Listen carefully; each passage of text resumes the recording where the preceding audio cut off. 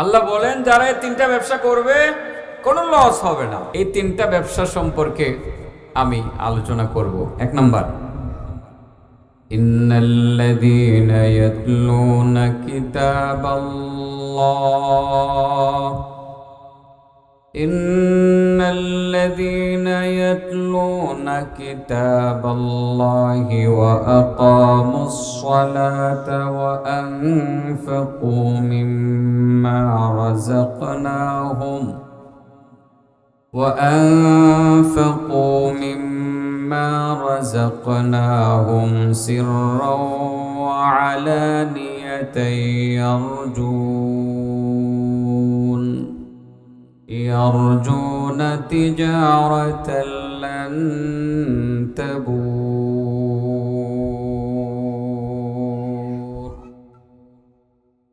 আল্লাহ বলেন যারা এই তিনটা ব্যবসা করবে কোনো লস হবে না। বোঝানোর জন্য ছোট্ট করে একটা দৃষ্টান্ত দিয়ে পরে অনুবাদটা করি, আলেমরা তো বুঝেই ফেলছে। আমরা মুসলমান, নামাজ পড়ি কি পড়ি না, কিন্তু কয়জন মুসলমান আছি যে আমরা নিয়মিত তাহাজ্জুদ পড়ি? অথচ আমার নবীর জীবনে তাহাজ্জুদ মিস ছিল না, ঠিক না বেঠিক? তিনি তাহাজ্জুদ পড়তেন। নবীর সিরত নিয়ে তো আলোচনা করব। আমার নবী তাহাজ্জুদ পড়তেন কি পড়তেন না? পড়তেন। আমি আর আপনি সব সময় পড়তে পারি না। আল্লাহর নবীকে তাহাজ্জুদ পড়ার নির্দেশ দেওয়া হয়েছে, আমাদেরকে দেওয়া হয়েছে। ওয়া মিনাল লাইলি ফাতাহাজ্জাদ বিহি নাফিলাতাল লাক ওয়া মিনাল লাইলি ফাতাহাজ্জাদ به نافلة لك عسى أن يبعثك ربك عسى أن يبعثك ربك مقاما محمودا। আল্লাহ বলেন ওয়ামিনাল লাইলি ফাতাহাজ্জাদ, ও নবী রাত্রের কিছু অংশে তুমি তাহাজ্জুদ পড়ো।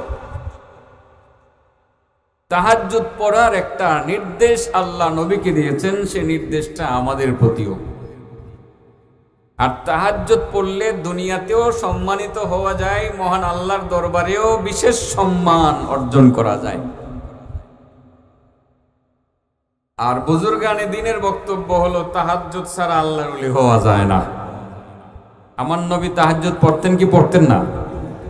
আপনি যদি যেই ব্যবসাগুলোর কথা আমি বলছি এগুলো যদি করতে পারেন, আর কোনো কারণে যদি তাহাজ্জুদ না পড়তে পারেন, রাতের বেলা তাহাজ্জুদ পড়তে পারলেন না, সকালবেলা ফজরের নামাজের পর চিন্তা করলেন তাহাজ্জুদটা পড়ার ইচ্ছা ছিল, পড়তে পারলাম না, তো আপনি ব্যবসাটা শুরু করবেন 1 থেকে 1.5 মিনিট। কয় মিনিট? 1 থেকে 1.5 মিনিট ব্যবসা করবেন। সারা রাত জেগে ইবাদত করার নেকি পাবেন, তাহাজ্জুদের পুরাপুরি নেকি আপনি সকালবেলা পেয়ে যাবেন। সুবহানাল্লাহ। ব্যবসাটাই লাভ না লস? সকালবেলা 1-1.5 মিনিট এই ব্যবসাটা করে ফেলবেন। তাহাজ্জুদ পড়ার ইচ্ছা ছিল, উঠতে পারেন নাই, রাত্র 12টা বাজে আপনি ঘুমাইতে গেছেন, আপনি ফজরের আজানের সময় উঠছেন, তাহাজ্জুদ পড়তে পারেন নাই, আপনি ব্যবসাটা করবেন। কিভাবে করবেন? আল্লাহ রাসূল বলেন আমানার রাসূলু বিমা উনজিলা ইলাইহি মির রাব্বিহি ওয়াল মুমিনুন কুল্লুন আমানা বিল্লাহি ওয়া মালাইকাতিহি ওয়া কুতুবিহি ওয়া রুসুলিহি لا نفرق بين أحد من رسله وقالوا سمعنا وأطعنا غفرانك ربنا وإليك المصير لا يكلف الله نفسا إلا وسعها لها ما كسبت وعليها ما اكتسبت ربنا لا تؤاخذنا إن نسينا أو أخطأنا ربنا ولا تحمل علينا إصرا كما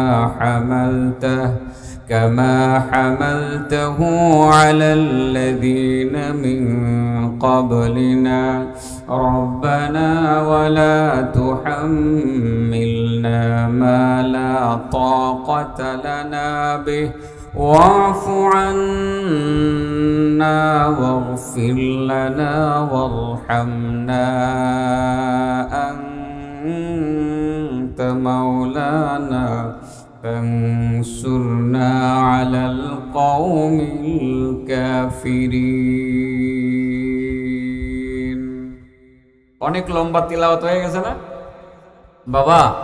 আজ থেকে দুটো আয়াত শিখে ফেলবেন। আল্লাহ রাসূল বলেন, কেউ তাহাজ্জুদ পড়তে পারলো না কোনো কারণে, সে যদি মনে হওয়ার পর যে আমি তাহাজ্জুদ পড়তে পারি নাই, সূরা বাকারার এই শেষ দুইটা আয়াত একবার তিলাওয়াত করে পুরা তাহাজ্জুদের নেকি তার আমলনামায় জমা হয়ে যায়। ব্যবসাটা কেমন হইলো? কয় কোটি টাকা লাগে এই ব্যবসাটা করতে? তাহাজ্জুদের নেকি কামাই করতে কয় কোটি লাগে বলেন? লাগে? এই দুইটা আয়াত শিখে ফেলেন, বাসায় গিয়ে আজ থেকে শেখা শুরু করেন। এক সপ্তাহে শিখেন, ছেলে মেয়ের কাছ থেকে শিখেন, মসজিদের ইমামের কাছ থেকে শিখেন, মাদ্রাসার শিক্ষকের কাছ থেকে, যে ওলামা পরিষদের আলেমরা আছে তাদের কাছ থেকে শিখেন। এই দুইটা আয়াত আপনাকে শিখিয়ে দেওয়া হবে। আপনি যতবারই দুইটা আয়াত তিলাওয়াত করবেন ততবারই ব্যবসা চাঙ্গা, তাহাজ্জুদের নেকি পাইবেন। চলেন তিনটা ব্যবসার কথা বলি। সাবজেক্টের নাম তিনটা ব্যবসায় যেখানে কোনো কি নাই, তিনটা ব্যবসা যেখানে কোনো কি নাই, লস নাই। ইন্নাল্লাযীনা ইয়াতলুনা কিতাবাল্লাহ, এক নাম্বার হলো যারা কিতাবুল্লাহ তিলাওয়াত করে। আমার নবীর সিরাত, নবীর আদর্শ মানি হলো আল কোরআনুল কারীম। যারা আল কোরআনুল কারীমকে তিলাওয়াত করে, নিয়মিত তিলাওয়াত করে, তারা এমন একটা ব্যবসা করে যে ব্যবসার মধ্যে কোনো লস নাই, শুধু লাভ আর লাভ আর লাভ। তার মানে এক নম্বর ব্যবসার নাম কি বলেন? কোরআনের ব্যবসা। বলেন কিসের ব্যবসা? তার মানে কোরআন শরীফ সাফায় না বাজারে বেচবেন, এটা কিসের মাধ্যমে? তিলাওয়াতের মাধ্যমে। কোরআন তিলাওয়াতের ব্যবসা, এই ব্যবসাটার মধ্যে লাভ ছাড়া কোনো লস নাই। আপনি সূরা বাকারার শেষ দুই আয়াত তিলাওয়াত করবেন, ব্যবসা চাঙ্গা, তাহাজ্জুদের নেকি আপনার আমলনামায় নগদে জমা হয়ে যাবে। সুবহানাল্লাহ। চলেন কোরআনের ব্যবসা সম্পর্কে বলি।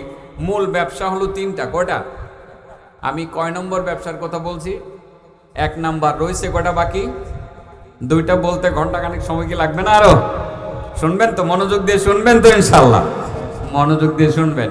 এরপরে আপনারা বড় আলেমের, সারা দেশ বিখ্যাত আলেম রেজাউল করিম আবরার হাফিজাহুল্লাহ, ওনার বক্তব্য শুনবেন।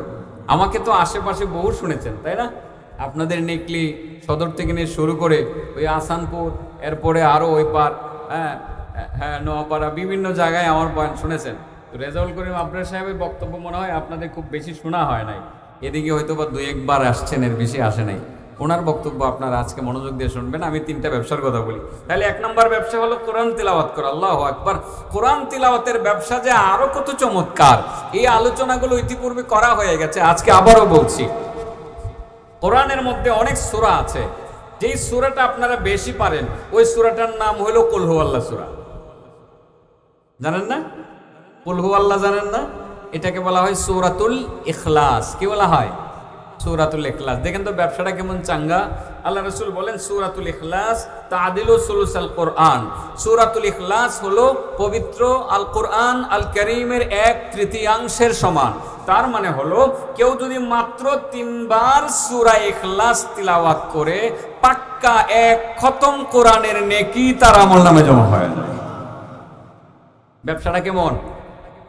এখান থেকে 3 বার পড়বেন, কুল হুয়াল্লাহু আহাদ আল্লাহুস সামাদ লাম ইয়ালিদ ওয়া লাম ইউলাদ ولم يكن له كفوا أحد তিনবার পড়েন بسم الله الرحمن الرحيم قل هو الله أحد الله الصمد لم يلد ولم يولد ولم يكن له كفوا أحد بسم الله الرحمن الرحيم قل هو الله أحد الله الصمد لم يلد ولم يولد ولم يكن له كفوا أحد الحمد لله বলেন কারণ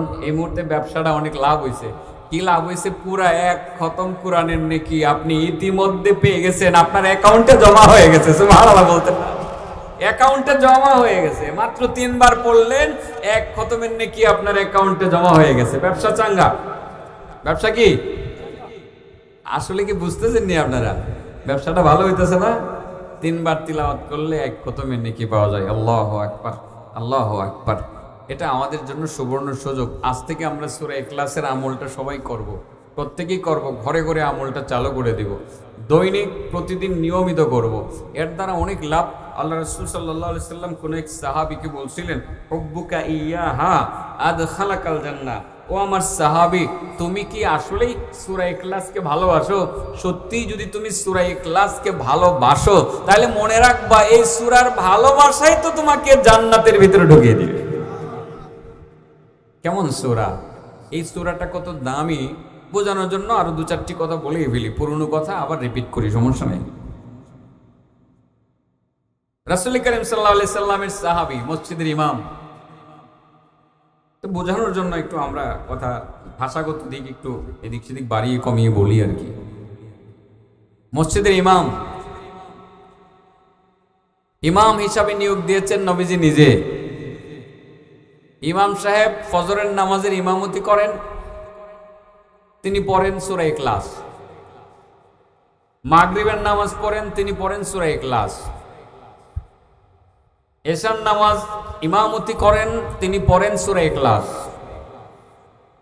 আচ্ছা বলেন তো দেখি ইমাম সাহেব যদি ফজর মাগরিব এশাতে সূরা ইখলাস পড়েন বাহ্যিক দৃষ্টিকোণে এটা কি আমরা ধরে নিতে পারি না যে উনি মনে হয় যোহর আসরেও সূরা ইখলাস পড়ে ধরে নিতে পারি সাহাবী ইমাম সূরা ইখলাস তেলাওয়াত করেন আল্লাহু আকবার নবী করিম সাল্লাল্লাহু আলাইহি সাল্লামের সাহাবীরা যারা এই ইমামের পিছনে নামাজ পড়তেন তারা সবাই ইমাম সাহেবকে একটু অনুরোধ করলেন যে ইমাম সাহেব হুজুর আপনি এই সূরাটা একটু মাঝে মধ্যে রেখে অন্য সূরাও যদি পড়তেন তাহলে আমরা সূরা ইখলাসের পাশাপাশি অন্যান্য সূরাও শুনতাম বা শিখতাম ইমাম সাহেবকে বলার পরে কোনো রেসপন্স নাই তার মানে ইমাম সাহেব তিনি এই সূরা বাদে অন্য সূরা পড়বেন কি পড়বেন না এই মর্মে তিনি কিছুই বললেন না তো মুসল্লিরা মনে করলেন যে তিনি যেহেতু আমাদের কথা শুনছেন না ইমাম সাহেবের তো আর দোষ বলা যায় না যদিও আমাদের দেশে দোষ বলা একেবারে সহজ ইমাম সাহেবদের দোষই আমরা একটু বেশি বলি তাই না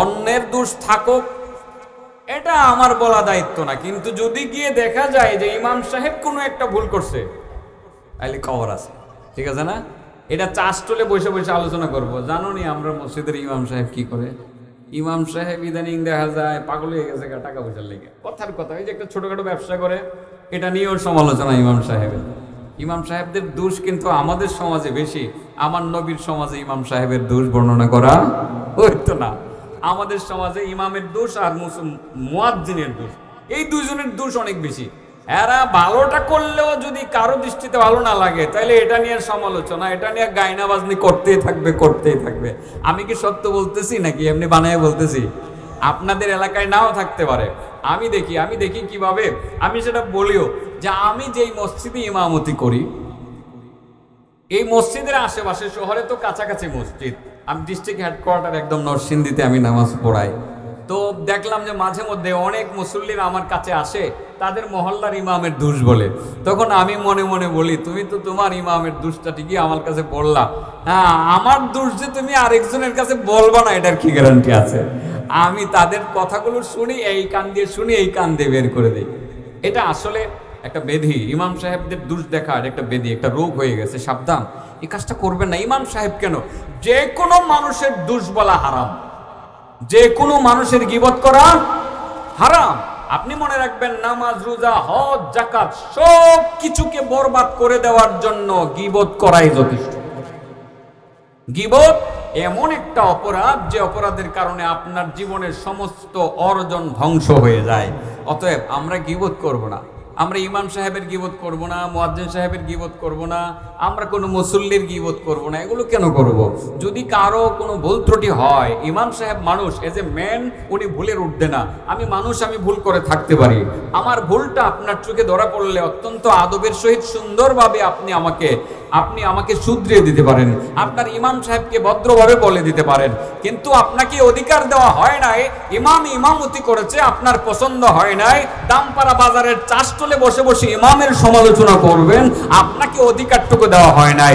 আপনি মনে রাখবেন যে আপনি নামাজ ঠিকই পড়েন, পাক্কা নামাজি, বৎসরে 1 মাস রোজা রাখেন, 2 বছর পরে পরে আপনি হজ করেন, কিন্তু মাঝে মধ্যে ইমামের সমালোচনা করার জন্য চাষতলে একটু সময় ব্যয় করেন। আপনি মনে রাখবেন, আপনার জীবনের যত ইবাদত আছে সমস্ত ইবাদতকে নিজের হাতে আপনি ধ্বংস করে দিলেন। এগুলোর কোনো মূল্য আল্লাহর দরবারে থাকবে না, এবং আল্লাহর রাসূলের বক্তব্য অনুযায়ী আপনি জান্নাতে যেতে পারবেন না। লা ইয়াদখুলুল জান্নাতা কাত্তাত, যারা কাত্তাত, মানুষের দোষ ত্রুটি বলে বেড়ায়, খুঁজে বেড়ায়, বলে বেড়ায়, ওইসব লোক জান্নাতে যাবে না। ইমামের দোষ বলা যাবে? তাহলে কি একজন দোকানদারের দোষ তার অগোচরে বলা যাবে? বলা যাবে না। এই বেদিটা আমাদের বড় বেদি, এটার কারণেই মূলত আজকে মুসলমানরা সারা পৃথিবীতে নির্যাতিত। আমার কাছে মনে হয়, আমি মনে করি এটার কারণে মুসলমানরা আজকে নির্যাতিত। আমরা একজন আরেকজনের সমালোচনা নিয়ে ব্যস্ত আছি। দাওয়াত ও তাবলীগের সাথীরা তাবলীগ করে, আরেক দল এটার বিরোধিতা করে। আছে না নাই? আছে না নাই? আছে। ওরে বাবা, আপনি ওই দিক থেকে বিরোধিতা করছেন কেন?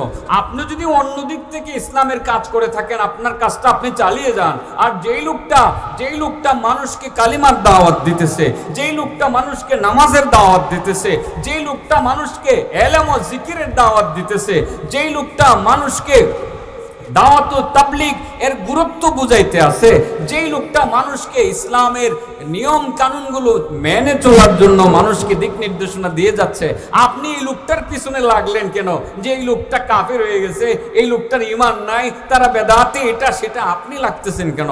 আপনি চিন্তা করবেন যে আপনি যে কাজটা করতেছেন, আপনার কাজটা যদি কোরআন হাদিসের আলোকে সত্য হয়ে থাকে, এটা যেমন সত্য, দাওয়াত ও তাবলীগের সাথীরা যারা মানুষকে ওই 6 উসুলের দিকে দাওয়াত দিতে আছে, তারাও সত্য।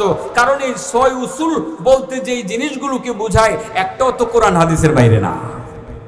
কালিমা, নামাজ, ইলম ও জিকির, ইকরামুল মুসলিমিন, সহিহ নিয়ত, তাবলীগ। আচ্ছা বলেন কালেমা, এটা কি কালেমার কথা কি কোরআনে আছে? আছে? নামাজ কোরআনে আছে? এলেম শিক্ষা করার জন্য যে আল্লাহর হুকুম আছে, এটা কি কোরআনে আছে? জিকিরের কথা কি কোরআনে আছে?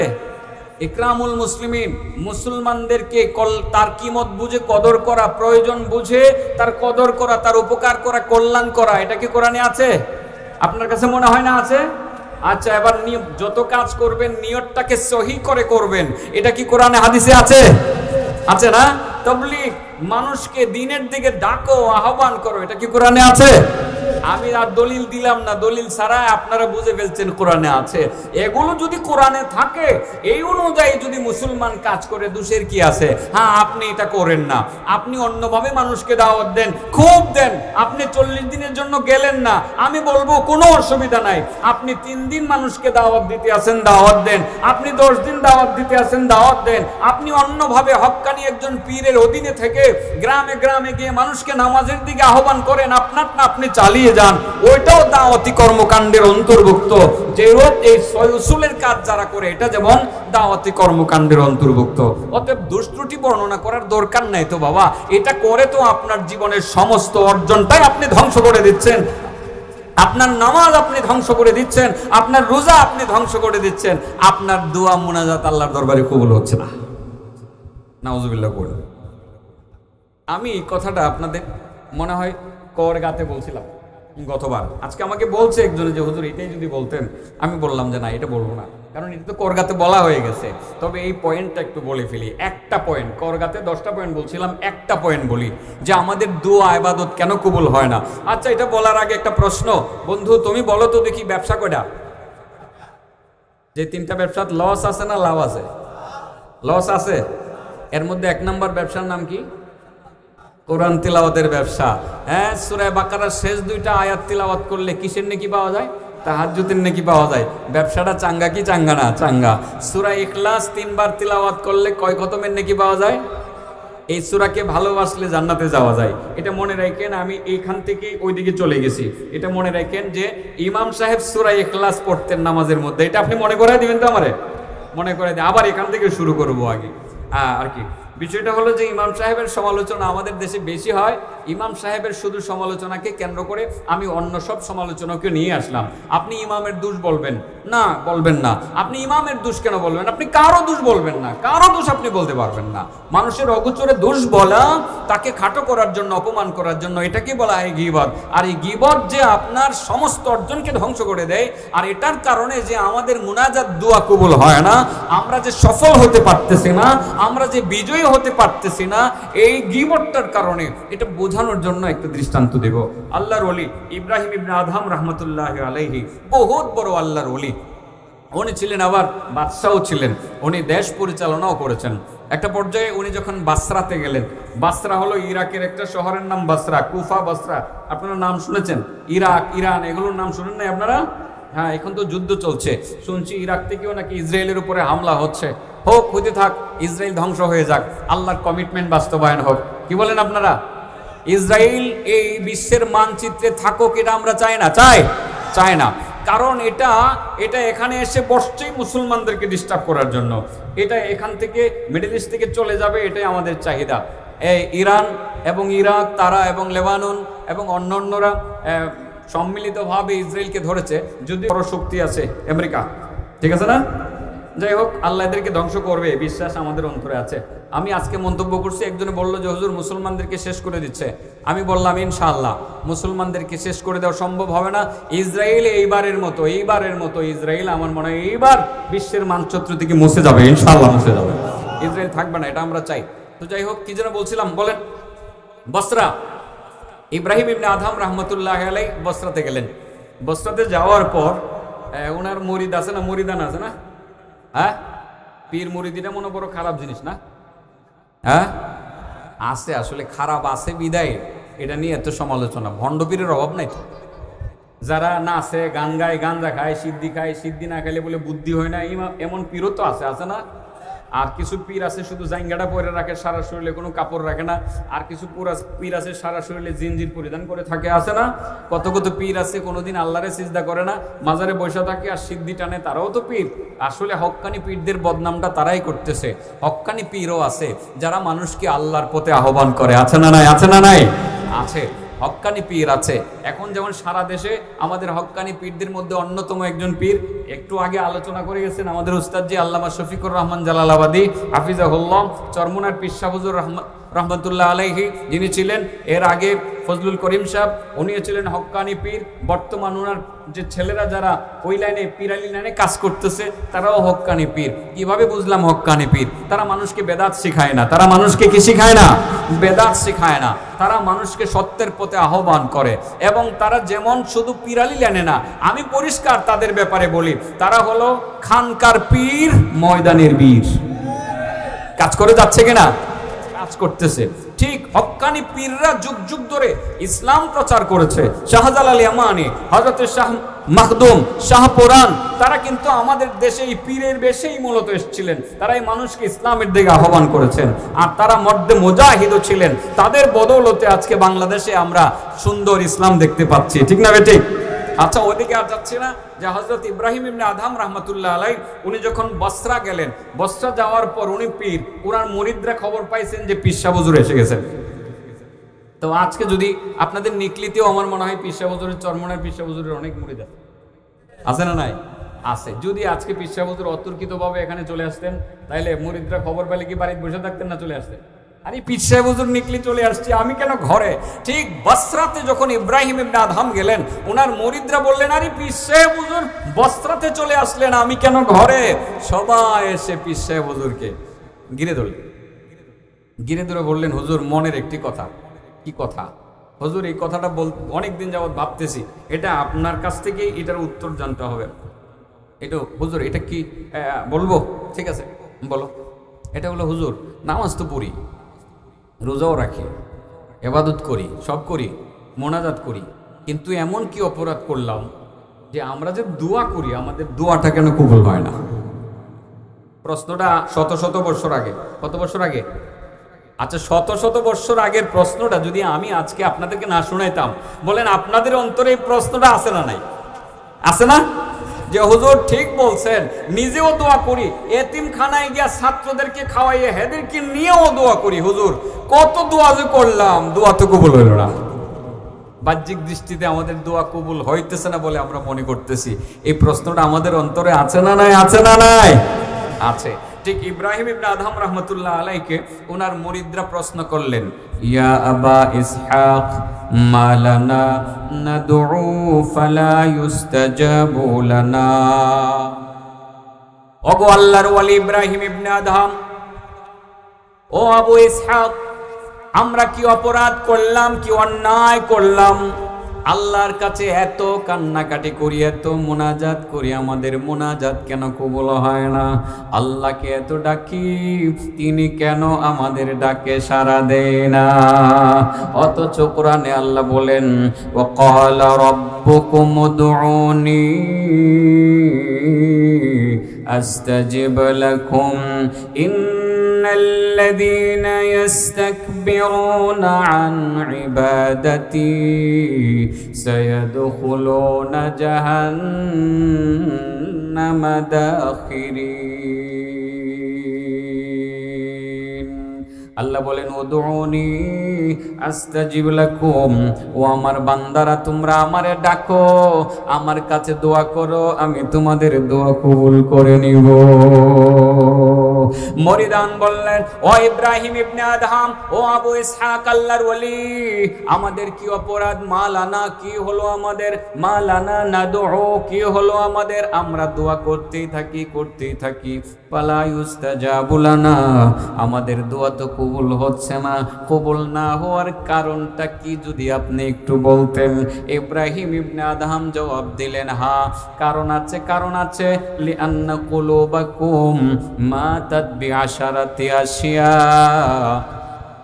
কারণ তোমাদের এই কলবটা, তোমাদের এই অন্তরটা 10টা রোগের কারণে মারা গেছে।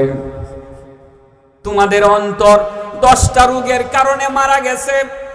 আর মরা অন্তরের দোয়া আসমানে উঠে না, আল্লাহর দরবারে কবুল হয় না। বলেন কয়টা রোগের কারণে অন্তর মারা গেছে? 10টা রোগের কারণে অন্তর মারা গেছে। হক্কানি পীরেরা অন্তরের চিকিৎসা করে, ঠিক না ঠিক? তাজকিয়ার মাধ্যমে অন্তরের চিকিৎসা করে, সবকের মাধ্যমে অন্তরের চিকিৎসা করে। ইব্রাহিম ইবনে আদহাম বললেন, তোমাদের অন্তরে 10টা রোগ হয়েছে, রোগের কারণে তোমাদের দোয়া কবুল হয় না। এই 10টা রোগের কথা বলছি না, সিরিয়াল নাম্বার 9 নম্বর রোগের কথা শুধু বলছি। 9 নম্বর রোগের নাম হইল ইনতাবাতুম মিনান নাওম ওয়া শাগালতুম ফি উয়ুবিন নাস ওয়া তারাকতুম উয়ুবাকুম। তোমরা সকালবেলা ঘুম থেকে জেগে তোমরা দামপাড়া বাজারে চলে আসো। এটা বস্ত্রের কথা, দামপাড়া দিয়ে বোঝাইলাম আর। তোমরা সকালবেলা ঘুম থেকে জেগে দামপাড়া বাজারে চলে এসো। বাজারে এসে তোমরা শাগালতুম ফি উয়ুবিন নাস, মানুষের উয়ুব, মানুষের দোষ ত্রুটি বর্ণনার মধ্যে ব্যস্ত হয়ে যাও। চাষতলে বসে বসে বলো, ইমাম সাহেব ভালো না, মুয়াজ্জিন সাহেব ভালো না, সভাপতি ভালো না, সেক্রেটারি ভালো না, মুখে খারাপ, তুমুকে খারাপ। ঘুম থেকে জাগার পরে তোমরা মানুষের দোষের মধ্যে ব্যস্ত হয়ে যাও। ও তারাকতুম উয়ুবাকুম, নিজেদের দোষকে তোমরা ভুলে যাও। তোমার মধ্যে যে এতগুলো অন্যায় আছে, এতগুলো ভুল আছে, সেগুলো তোমার মনে থাকে না। না, অন্য অন্য মানুষ কারা কি ভুল করছে সেগুলো তোমার বড় মনে থাকে। ঘুম থেকে জাগার পরে তুমি মানুষের দোষ ত্রুটি বর্ণনা করতে থাকো তোমরা, এটাই হলো তোমাদের 9 নম্বর রোগ। আর এই গীবত নামের রোগের কারণে তোমাদের অন্তর মারা গেছে, আর মরা অন্তরের দোয়া আসমানে উঠে না, আল্লাহর দরবারে কবুল হয় না। নাউজুবিল্লাহ। কোন গীবত করন না, ছাইরা দেওয়ানো। আপনারা তো মনে করবেন হুজুর এটা কোনো ওয়াজ হইল, গীবত এটা সারা কি চলন যা। সকালবেলা চা খাইতে বসলে চায়ের আড্ডাটা তো মানে 2-1 জনের গীবত না করলে আড্ডাটাই তো জমে না, ঠিক না বেঠিক? 2-4-10 জনের দোষ না বললে কি আড্ডা জমে? আর ইদানিং দেখছি মাহফিলের মধ্যে কিছু কিছু আমাদের ভাই বন্ধুরা আছে, এরা যদি 2-4-5টা দোষ না বলতে পারে, 2-4 জন হুজুরের সমালোচনা না করতে পারে, হেবেটার ওয়াজ দেওয়া জমে না। আছে না আমার কিছু ভাইরা? আমি অনুরোধ করি ভাইদেরকে, বলি ভাই দরকার নাই, চলেন আপনিও ছাইরা দেন, আমিও ছাইরা দেই, দোষ ত্রুটি বলার দরকার নাই, আমিও ভুলের উঠবে না, তুমিও ভাই ভুলের উঠবে না, দুইজনে মিলে মাঝে মধ্যে চাষটলে বসে বসে দোষ নিয়ে আলোচনা করে শুধরাইলাই নিজেরা নিজেরা, অযথা আলোচনা করে ইমান নষ্ট করার দরকার নাই অগোছরে, ঠিক না বেটে? আমি কি খারাপ কিছু বলতেছি? গীবত আসেনি সমাজে, মনে রাখবেন আপনার নামাজ শেষ, রোজা শেষ, হজ শেষ, যাকাত শেষ, সব শেষ এই গীবতের কারণে। আর যে দোয়া ধরছিলেন এইভাবে মনে মনে ভাবছিলেন এবার মনে হয় আমার সব দোয়া কবুল হয়ে যাবে, কারণ হজটা মাত্র করে আসছি, মাত্র হজটা করে আসছি, আমার দোয়া মনে হয় সব কবুল। আল্লাহ রাসূল কয় না, গীবতের চিহ্ন আছে, কবুল হইতো না, কবুল হইতো না। গীবত করা ভয়ানক অপরাধ।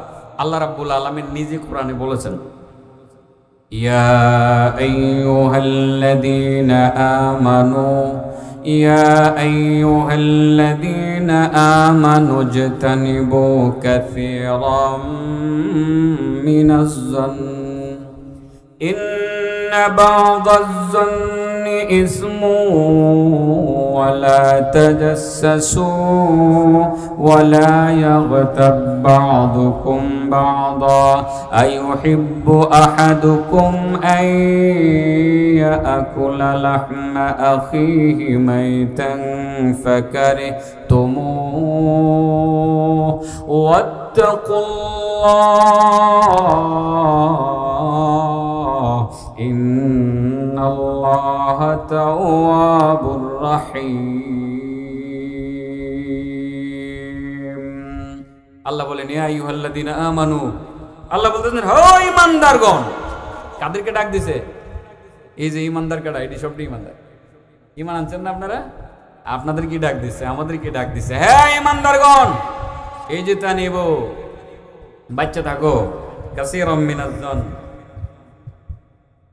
জন বুঝেননি, খারাপ ধারণা করা, অধিক পরিমাণ খারাপ ধারণা করা থেকে বাচ্চা থাকো। মানুষের প্রতি খারাপ ধারণা করো না, আমি বালা হ্যাঁ মনে হয় খারাপ, আল্লাহ এটা নিষেধ করছে। ইন্না বা'দাজ জন্নি ইসমুন, কোন কোন ধারণা গুনাহের কারণ। আপনি ধারণা করছেন যে সে খারাপ, কিন্তু সে খারাপ নাও হতে পারে, এটা আপনার গুনাহের কারণ, ঠিক আছে না? ওয়ালা তাজাসসু, তোমরা ক্ষতি করার জন্য একজন আরেকজনের পিছনে লাগা থাকো না, এটা আসেনিও। দেখি হ্যাঁ শেষ করে লাগবে, এর ক্ষতি করণে লাগবো, নাইলে সামনে আমি নেতা হমু কিভাবে, এর ব্যবসা বাণিজ্য সব ধ্বংস করে দিতে হইব, হ্যাঁ এর পিছনে লাগা থাকতে হইব। গিয়ে হঠাৎ করে দেখবেন যে তার বিরুদ্ধে লাগাই দিয়েছে এক জায়গায় এক মামলা, এমন পেছে পালাইছে, এই মামলার পেছে পুরো টাকা পয়সা সব শেষ, এ আর নেতা হইতে পারবে না। যিনি লাগাইছেন উনি নেতা হয়ে যাইবেন। পিছনে লাইগে একজন আরেকজনের ক্ষতি করে কি করে না? আল্লাহ বলছে ওয়ালা তাজাসসু, একজন আরেকজনের পিছনে লাইগে থাইকো না, জাসুসি করিও না, তার দুষ্ত্রুটি খালি খোঁজার জন্য তার পিছনে লাইগে থাইকো না। ওয়ালা ইয়াগতাব বা'দুকুম বা'দা, তোমাদের একজন আরেকজনের গীবত যাতে না করে। আল্লাহ বলছে গীবত করিও না। কি করিও না? কারণ গীবত করা মানে আল্লাহ নিজে বলতেছেন আইয়ুহিব্বু আহাদুকুম আইয়াকুলা লাহমা আখিহি মাইতান ফাকারিহতুমু। আল্লাহ বলেন এই তোমাদের এমন কেউ আছেনি, এমন কেউ তোমাদের মধ্যে আছেনি যে তার মৃত ভাইয়ের গোশত খাইতে পছন্দ করবে? আল্লাহ বলতেছে আছে কেউ যে মৃত ভাইয়ের গোশত খাইতে পছন্দ করবে? আল্লাহ নিজে উত্তর দিতেছেন যে না, এমন একজন মানুষকেও পাওয়া যাবে না যে তার মৃত ভাইয়ের গোশত খাইতে সে পছন্দ করে। যেহেতু মৃত ভাইয়ের গোশত খাইতে পছন্দ করবে না, আল্লাহ বলেন তোমরা যেহেতু এটা করবে না, অতএব কারণে তোমরা গীবত করিও না, কারণ গীবত করা মানেই হলো মৃত মানুষের গোশত খাওয়া। নাউজুবিল্লাহ বলেন। গীবত করা মানে কার গোশত খাওয়া? ভাইয়ের গোশত খাওয়া। তাইলে এটা করণ লাগবো না ছাড়ন লাগবো? গীবত করলে ইবাদত ধ্বংস হয়ে যায় কি যায় না? আচ্ছা বলেন, আমাদের দোয়া কবুল হয় না কয়টা রোগের কারণে? 9 নম্বর রোগের নাম কি? 9 নম্বর রোগের নাম কি? আবারও বলেন, 9 নম্বর রোগের নাম কি? আজকে থেকে সারা যাবে? হ্যাঁ, আল্লাহর সাক্ষী রেখে আজ থেকে ছেড়ে দেন। একজনের গীবতও আমরা করব না, কারো সমালোচনা করব না। ইমাম সাহেব, মুয়াজ্জিন সাহেবের কেন, কারো সমালোচনা আমরা করব না। যদি কেউ দোষ বলে থাকে, করে থাকে, শুধরানোর উদ্দেশ্যে আপোষে সুন্দরভাবে তার কাছে বসে অত্যন্ত আদবের সহিত, বিনয়ের সহিত বলবেন, ভাই তুমি কিছু মনে না করলে একটি বিষয় আমি তোমাকে বলে দিতাম।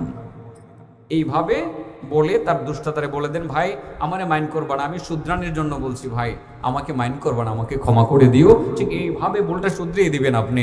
কাউকে খাটো করার জন্য তার অগোচরে দোষ বলা মানেই হলো কবিরা গুনাহ করা। বুঝাইতে পারছি? ব্যবসা কয়টা মনে আছে? দেখা যায় 1 নম্বর কিসের ব্যবসা? হ্যাঁ, সূরা ইখলাস 3 বার পড়লে ব্যবসাটা কেমন হয়? 1 খতমের নেকি হয়। আর সূরা ইখলাসকে ভালোবাসলে জান্নাতে যাওয়া যায়। এটা বোঝানোর জন্য ইমামের এখানে গেছিলাম না। ইমাম সাহেব ফজরের নামাজের সময়ও সূরা ইখলাস পড়ে, মাগরিবেও পড়ে, ঈশার নামাজেও পড়ে। মুসল্লিরা মোটামুটি একটু ভিতরে ভিতরে বিরক্ত, তারপরেও ইমামের বিরুদ্ধে কোনো সমালোচনা নাই। ইমাম সাহেবকে একদিন নিবেদনের সুরে, আবেদনের সুরে বললেন, হযরতজি আপনার কোরআন তিলাওয়াত তো অনেক মজার, সূরা ইখলাস শুধু তিলাওয়াত করেন, হ্যাঁ আপনি অন্যান্য সূরাও যদি একটু তিলাওয়াত করতেন আমরা শুনতাম। ইমাম সাহেবের রেসপন্সটা ভালো হয় নাই।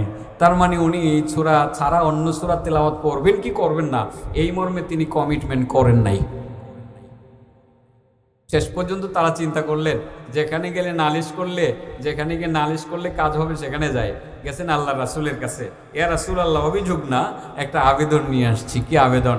আপনি যে আমাদের ইমাম সাহেবকে দিয়েছেন, অনেক ভালো মানুষ ইমাম সাহেব, আমি আগেই বলছি যে বোঝানোর জন্য কথা একটু বাড়িয়ে বলি আমরা অনেক সময়, হাদিসের এবারও ঢুবহু এরকম না, কিন্তু মূল মিনিংটা আপনার এর ভিতরে চলে আসছে। বাংলা ভাষায় আরবিটা বোঝানোর জন্য একটু বাড়িয়ে বলি আর কি আমরা। হযরত মানে হুজুরকে বললেন, ইয়া রাসূলুল্লাহ যে আপনি যে ইমাম দিলেন, এই ইমাম সাহেব তো শুধু সূরা ইখলাস পড়ে, আপনি যদি বলে দিতেন উনি অন্যান্য সূরাও পড়তেন, আমরা শুনতাম, শিখতাম। আল্লাহ রাসূল বিষয়টা স্বাভাবিক মনে করে তাকে ডাক দিলেন, ইমাম সাহেব, ইয়া রাসূলুল্লাহ আমি উপস্থিত, তুমি ইমামতি ঠিকঠাক মতো করতেছো? ইয়া রাসূলুল্লাহ হ্যাঁ করতেছি। সূরা ইখলাস মনে হয় প্রতিদিনই পড়ো? জি ইয়া রাসূলুল্লাহ প্রতিদিন পড়ি। বড় খুশি, এটার কথা শুনে বড় খুশি, প্রতিদিন পড়ি। আচ্ছা মাঝে মধ্যে কি অন্য সূরা পড়তে পারো না? হ্যাঁ পড়তে পারি। তবে ইয়া রাসূলুল্লাহ আজকে এই বিষয়টা আপনি কেন বললেন? মনে হয় মুসল্লিগণ আইসা আপনার কাছে কিছু বলছে। আল্লাহ রাসূল বলেন, ঠিক আছে তুমি অন্য সূরা পড়বা। এবার ইমাম সাহেব উত্তর দিলেন, ইয়া রাসূলুল্লাহ বুঝছি, আমি পরিষ্কার কথা জানিয়ে দিতে চাই আপনার সামনে, আমি ইমামতিটা ছেড়ে দিতে রাজি, কিন্তু সূরা ইখলাস ছাড়তে রাজি না। আল্লাহ রাসূল বলেন, ঘটনা কি? তুমি এই সূরা ছাড়বা না, কারণ কি? তোমাকে ছাড়ার জন্য বলা হয় নাই, মাঝে মধ্যে পড়বা, মাঝে মধ্যে অন্য সূরা পড়বা, সেটাই তো কথা। ইয়া রাসূলুল্লাহ আমি এটা ছাড়া পারবো না, ইমামতি ছেড়ে দিতে রাজি, কিন্তু আমি এটা ছাড়া পারবো না। আল্লাহ রাসূল বলেন, ঘটনা কি? ঘটনা হইল ইন্নী উহিব্বুহা ইয়া রাসূলুল্লাহ, ওগো নবীজি আমি এই সূরাটিকে ভালোবাসি। সুবহানাল্লাহ বলেন, আমি এই সূরাটিকে ভালোবাসি। আল্লাহ রাসূল বলেন, এই সূরাটিকে ভালোবাসো কারণ কি? এটার এত ভালোবাসো, এটার পিছনে কারণ কি? সাহাবী বলেন, ইয়া রাসূলুল্লাহ কারণ আছে তো। কারণটা হলো লিআন্না ফিহা সিফাতুর রহমান, কারণ এই সূরাটির মধ্যে দয়াময় আল্লাহ, আল্লাহ রাব্বুল ইজ্জাতের পরিচয় দেওয়া আছে। এই ছোট্ট সূরাটি ছোট্ট, কিন্তু আমার আল্লাহর পুরোটা পরিচয় এই সূরার মধ্যে দেওয়া আছে। আমার রহমান আল্লাহ, যিনি রহমান যিনি রাহিম, তার পরিচয় দেওয়া আছে এই সূরার মধ্যে। এই কারণে আমি সূরাটির ভালোবাসি। আল্লাহর পরিচয় আসেনি সূরাটা? কুল হুয়াল্লাহু আহাদ আল্লাহুস সামাদ লাম ইয়ালিদ ওয়া লাম ইউলাদ ওয়া লাম ইয়াকুল লাহু কুফুয়ান আহাদ। কুল হুয়াল্লাহু আহাদ, ও নবী তুমি বলে দাও তিনি আল্লাহ এক। আল্লাহ কি? নাকি আল্লাহর কোনো শরীক আছে? হ্যাঁ, শরীক মানেন আপনারা? আল্লাহ ওই অলি, অলি ওই আল্লাহ, আল্লাহ ওই অলি, অলি ওই আল্লাহ। এমন কথাও আমাদের কোন কোন ভাইরা বলে, এদের সাথে কোনো ঝগড়া নাই, এদেরকে বুঝাইতে হবে। তারা বুঝে না, তারা কোরআন বুঝে না, হাদিস বুঝে না, তারাও কারো কাছ থেকে শুনে শুনে এই কথাগুলো বলছে। আমার বন্ধু যারা আছে, আল্লাহ ওলি, ওলি আল্লাহ, আল্লাহ আর ওলির মধ্যে কোনো পার্থক্য করতে চায় না, যে ওলি আল্লাহ ওই আল্লাহ। অনেকে এরকম বিশ্বাস করে যে পীর সাহেব ওনারে ধরলে আর কোনো দরকার নাই, উনি বেহেশতে নিয়ে যাবো গা। এই বিশ্বাসটা যার অন্তরে আছে তাকে আমরা বলবো, ভাই আসেন একসাথে বসি, একটু কোরআন হাদিস অনুযায়ী আপনার সাথে ধর্ম নিয়ে আলোচনা করি। ভাই আমার আল্লাহ, আল্লাহর সাথে কাউকে শরীক করার কোনো সুযোগ নাই। আল্লাহ এক, আল্লাহর কোনো শরীক নাই। কুল হুয়াল্লাহু আহাদ আল্লাহুস সামাদ। আল্লাহ তিনি অমুখাপেক্ষী, তিনি কারো মুখাপেক্ষী নন।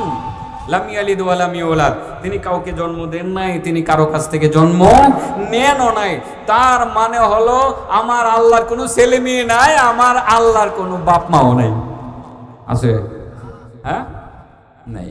ওয়ালাম ইয়াকুল লাহু কুফুয়ান আহাদ, এবং তার সমকক্ষ পৃথিবীতে আর কেউ নাই। আল্লাহর সমকক্ষ পৃথিবীতে আর কেউ নাই। এখানে আমার আল্লাহর পরিচয় দেওয়া আসেনি। নবী বলেন, সাহাবী তুমি এই সূরাটিকে ভালোবাসো কারণ কি? সাহাবী বলেন, ইয়া রাসূলুল্লাহ ইন্নী উহিব্বুহা, ওগো নবীজি আমি এই সূরাটিকে ভালোবাসি।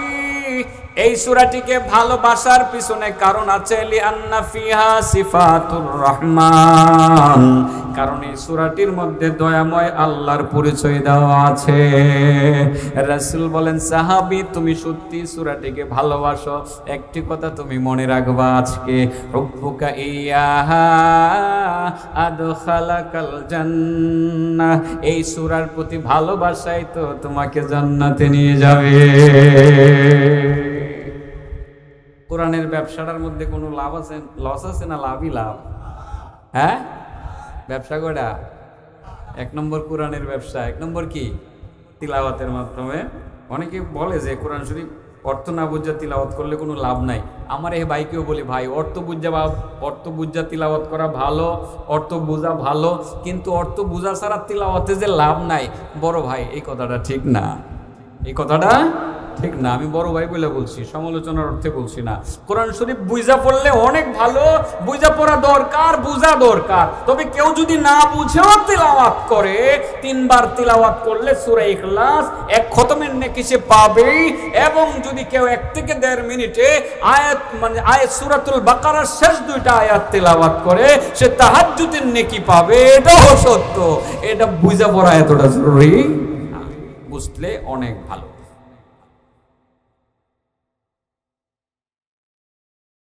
নাই, আরে আমি আর কোনো মাহফিল নাই, কোনো তাড়াহুড়া আছে আমার, যতক্ষণ কইবেন এতক্ষণ। ব্যবসা করা, হ্যাঁ 1 নম্বর কি এর ব্যবসা? ব্যবসাটি মোটামুটি লাভ না লস? হ্যাঁ, আরেকটা কথা আছে, আল্লাহ রাসূল সাল্লাল্লাহু আলাইহি সাল্লাম বলছেন, ব্যবসা আরেকটা লাগাই দিই। আমার ভাই নিকলি শহরে বাড়ি আছে না? করছেন না? করার ইচ্ছা আছে না? কিশোরগঞ্জ আছে, আমি চিনি, কিশোরগঞ্জ আছে, কিশোরগঞ্জ বাড়ি আছে। চেয়ারম্যান ভাই এবার চিন্তা, মাঝে মাঝে এরকম চিন্তা ঢুকতে পারে না যে কিশোরগঞ্জে এত আছে, ঢাকা ঢুকা যায়, ঢাকা একটা বাড়ি হইলে মন্দ কি আছে না এরকম? এটা কি বাইরেও আমার আছে না? হ্যাঁ, আমিও নরসিংদী শহরে বাড়ি করছি। আচ্ছা, বাড়ি বেশি বেশি হোক কেডা না চায়, আর ব্যবসা বাণিজ্য কইরা একটা টার্গেট থাকে শহরে একটা বাড়ি করবো, ঠিক না বেঠিক? তো দেখেন বাড়িটা আপনার একটা বাড়ির ব্যবস্থা হবে। আল্লাহ রাসূল বলেন, মান ক্বারাআ কুল হুয়াল্লাহু আহাদ হাত্তা ইয়াখতিমাহা 10 মাররাতিন বানাল্লাহু লাহু কসরান ফিল জান্নাহ, যে ব্যক্তি কুল হুয়াল্লাহু আহাদ সূরা ইখলাসের ব্যবসা করবে, মাত্র 10 বার সূরা ইখলাসকে তিলাওয়াত করবে শুরু থেকে শেষ পর্যন্ত, আল্লাহ নিজে তাকে, তার জন্য জান্নাতে একটা বড় বাড়ি বানিয়ে দিবেন। কয়বার পড়লে? ব্যবসাটা কেমন? সারা জীবন ব্যবসা করে কিশোরগঞ্জ শহরে অনেক একটা বাড়ি বানাই পারে না, ঠিক আছে না? পারে না, অনেক কষ্ট। তো আপনার বাড়ি বানানোটাই ব্যবসার টার্গেট। তো আমি তো এমন ব্যবসা দিতেছি, কিশোরগঞ্জ শহরে বাড়ি হোক আর না হোক জান্নাতে হইব। সুবহানাল্লাহ বলেন। কয়বার তিলাওয়াত করলে? কয়বার? 10 বার সূরা ইখলাস তিলাওয়াত করলে জান্নাতে বাড়ি।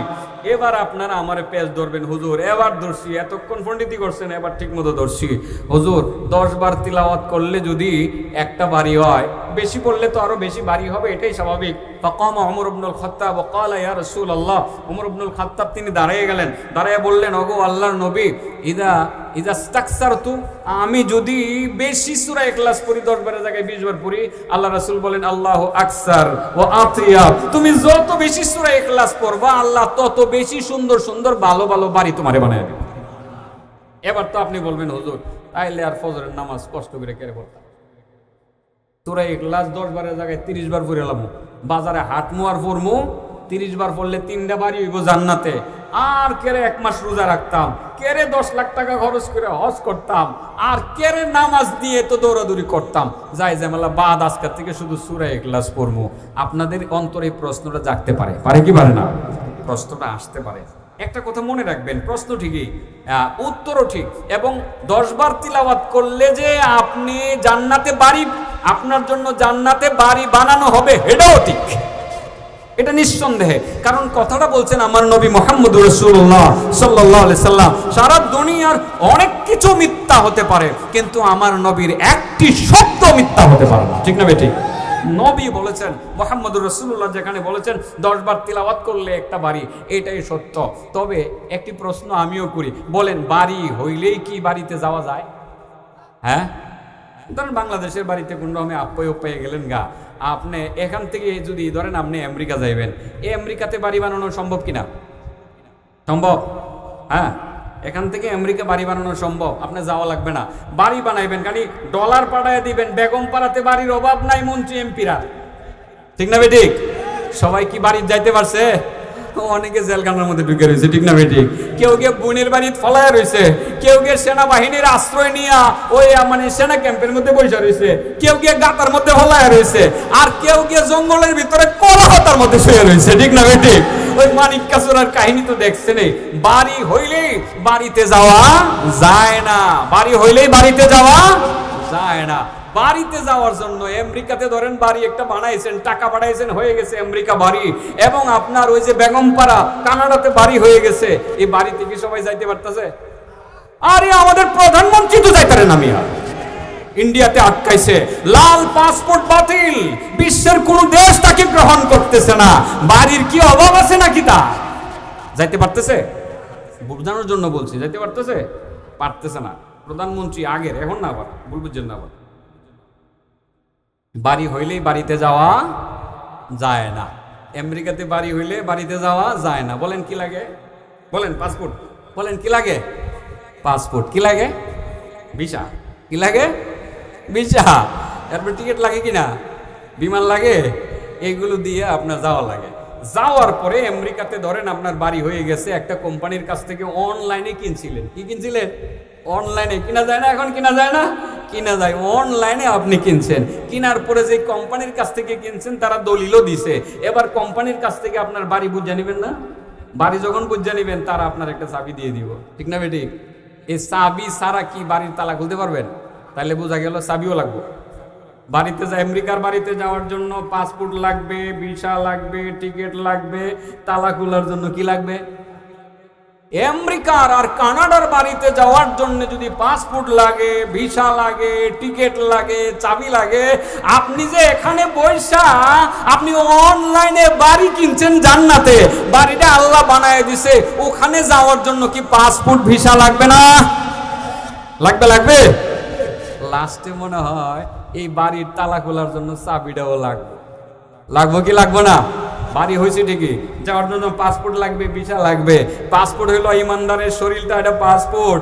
ভিসাটা হইলো মরণের সময় ইমান নসিব হওয়া। বলেন লা ইলাহা ইল্লাল্লাহ, লা ইলাহা ইল্লাল্লাহ, লা ইলাহা ইল্লাল্লাহ, লা ইলাহা ইল্লাল্লাহ মুহাম্মাদুর রাসূলুল্লাহ।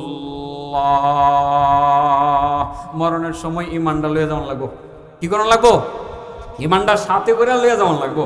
এরপরে আপনি গেলেন জান্নাতে, বাড়ি কিন্তু হইছে, বাড়ি আপনার 100টাই আছে, সবগুলোর মধ্যে তালা ঝুলানো আছে, আপনার চাবি একখান লইয়া যেমন লাগবো। যে কোনো চাবি দিয়া তালা খুলতো না, এমন একটা চাবি লাগবে যে চাবির দাঁত হবে 5টা। কয়টা? চাবিটা দিয়ে যখন খুচা দিবেন তালার মধ্যে জান্নাতের দরজা খুলবে, নাহলে খুলবে না।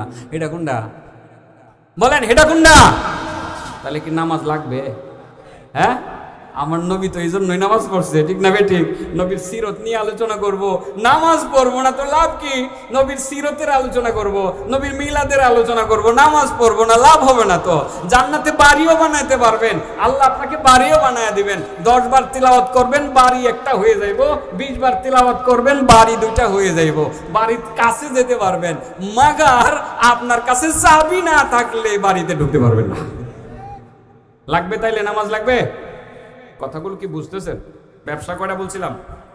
হ্যাঁ, ইন্নাল্লাযীনা ইয়াতলুনা কিতাবাল্লাহ ইন্নাল্লাযীনা ইয়াতলুনা কিতাবাল্লাহি ওয়া আকামুস সালাহ وأنفقوا مما رزقناهم سرا وعلانية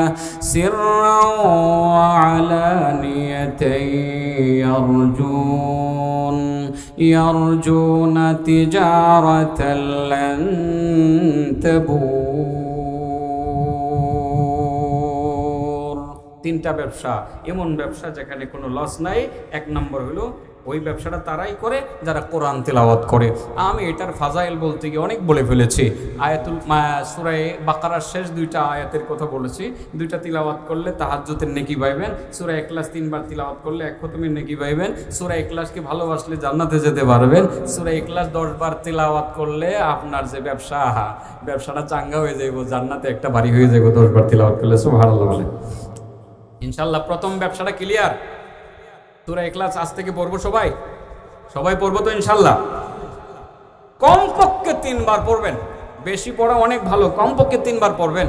আপনি পড়বেন, আপনার স্ত্রীকে পড়তে বলবেন, আপনার সন্তানকে পড়তে বলবেন, আপনার ঘরে যারা আছে সমস্ত সদস্যদেরকে সূরা ইখলাস পড়তে বলবেন। এই আমলটা আজ থেকে ভুল করবেন না। সবাইরে ব্যবসায় লাগাই দিবেন। আপনিও ব্যবসা করেন, আপনার স্ত্রীকেও ব্যবসায় লাগাই দেন, সন্তানকে ব্যবসায় লাগাই দেন, আপনার আত্মীয় স্বজনকে ব্যবসায় লাগাই দেন। ইনশাআল্লাহ এই ব্যবসা চাঙ্গা ব্যবসা, এটার মধ্যে লাভ ছাড়া কোনো লস নেই। তাছাড়া আরেকটা কথাও কাব ইবনে মালিক থেকে বর্ণিত একটি হাদিসের মধ্যে আছে, জামিউল উলুমুল হিকাম ইমাম ইবনে রাজব হাম্বল না, হ্যাঁ, মরণের পরেও ব্যবসাটা আপনি ঠিক মতো চালাই গেলেন, লাভ পাই গেলেন, ঠিক না? ঠিক। আপনি সূরা ইখলাস পড়তে পড়তে মরলেন, জানাজায় এসে জিবরাইল হাজির হয়ে গেল। সূরা ইখলাস পড়তে পড়তে মরলেন, মারা গেলেন, কমপক্ষে 50,000 ফেরেশতা এসে আপনার জানাজার নামাজের মধ্যে এসে হাজির হয়ে গেল। সুবহানাল্লাহ ওয়া বিহামদিহি। তাবুকের যুদ্ধে ঘটনাটি অনেক লম্বা। তাবুকের যুদ্ধে রাসূল সাল্লাল্লাহু আলাইহি সাল্লামকে যেতে বলা হলো। নবী করিম সাল্লাল্লাহু আলাইহি সাল্লাম তাবুকের যুদ্ধে গেলেন। তাবুক আপনারা জানেন, সেখানে যাওয়ার পর কাফেরদেরকে আর কোনো খোঁজখবর পাইলেন না। কাফেররা আছে না নাই কোনো খবর নাই। তার মানে জেহাদের মাঠে গেলেন ঠিকই, যুদ্ধ হবে কি হবে না এই সম্পর্কে কোনো তথ্য আমার নবীর কাছে ছিল না। তার মানে মাঠ ফাঁকা, এখানে যুদ্ধ হবে কার সাথে বুঝেন না? যদি সামনে মাঠের লোক না থাকে কার সাথে জেহাদ করবেন?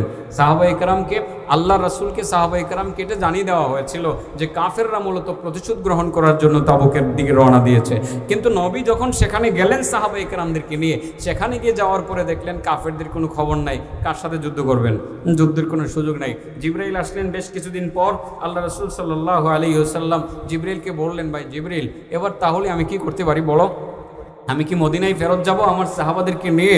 জিবরাইল বলেন, ইয়া রাসূলুল্লাহ, মদিনায় যাওয়ার পারমিশন আপনার এখনো আসে নাই, তবে আপনাকে ওই যে একটা পাহাড় দেখা যায়, ওই পাহাড়ের কাছে আপনাকে যাওয়া লাগবে। সেখানে আপনি যাবেন, একটা লাশ রেডি আছে, একটা মৃতদেহ রেডি আছে। আপনি সেই লোকটার, সেই মৃতদেহটার, সেই মৃত ব্যক্তিটার জানাজার নামাজ পড়াবেন, আপনি ইমামতি করবেন।